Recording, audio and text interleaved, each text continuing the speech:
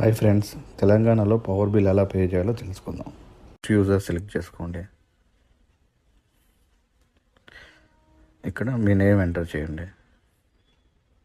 కింద మీ mobile number, get OTP మీద click చేయండి.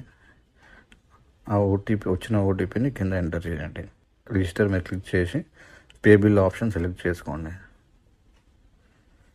చేసుకున్న తర్వాత ఇక్కడ యూనిక్ సర్వీస్ నెంబర్ అని వస్తుంది. అది మీ బిల్ పైన ఉంటుంది, మీకు వచ్చిన బిల్ పైన.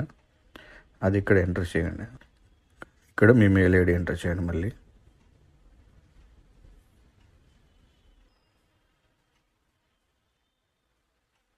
ఇక్కడ మేక్ పేమెంట్ కింద క్లిక్ చేయండి.